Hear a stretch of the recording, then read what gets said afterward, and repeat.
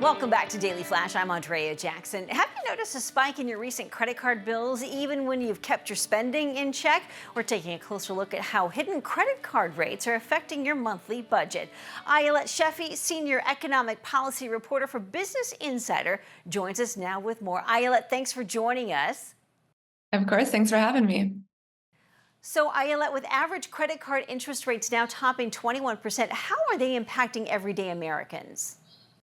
Absolutely. So I think what we're seeing right now are these record high credit card balances. So a lot of consumers are really struggling to get ahead of their balances. And I think what we're seeing right now is an average interest rate on credit cards of just around 21%. So that's pretty high for a lot of consumers. And this can lead a lot of them to acquire these big balances on their credit cards. They might not even realize how high their interest rates are once they sign up for this credit card. So oftentimes this can lead to periods of delinquencies, people not quite knowing how to get ahead of their credit card debt. And this can have big financial consequences. It could cause a lot of issues in terms of affording, their basic necessities and other key things that they need to stay financially afloat.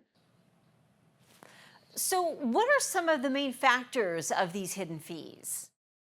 Yeah, absolutely. So I think when we see consumers going to get a credit card, they're really pulled in by these rewards, these travel perks, all of these things that are really glitzy and super appealing right off the bat. But oftentimes, credit card companies will not put those high interest rates. Consumers aren't aware of the terms, not necessarily when they sign up for these credit cards. And this is probably a key way that down the road, consumers are finding themselves with these high credit card balances as credit card companies are profiting off of those high interest rates. And Ayelet, how do credit card companies profit from the gap between their borrowing rates and what they charge consumers? Sure. So the interesting thing that we're seeing there right now is that the gap between the interest rate that credit card companies pay and the federal funds rate, which is the rate that the Federal Reserve sets, is the highest it's been in 30 years. So what this essentially means is that credit card companies are charging way beyond what the Federal Reserve is setting. And this is a key way that these companies are profiting. They're setting these interest rates at such a high rate where they know that they will continue bringing in money from consumers, despite the Federal Reserve setting a much lower rate that the credit card companies have to pay themselves. You're really fighting for a better rate, especially if you have a decent credit score. If you don't have one, what sort of protections are in place for consumers? Mhm.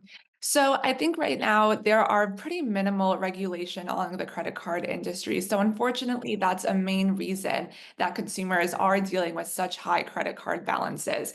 A lot of credit card companies are based in states where usury laws are quite minimal, meaning that these companies continue to have the ability to charge such high rates, while consumers have pretty, few protections, if any, to really avoid their debt from spiraling out of control.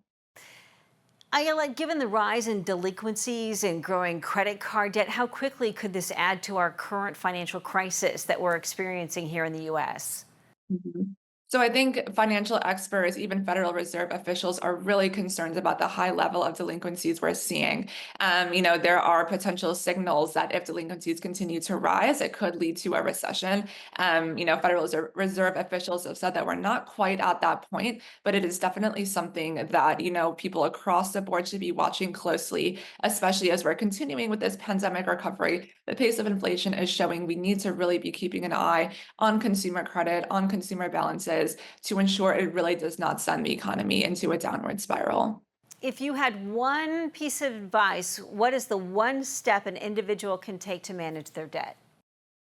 I would say just budget, be aware of your expenses, be aware of how much you're spending on groceries, how much you need to spend on, those basic bills that you're going to be hit with every month to make sure that your balance isn't growing out of control.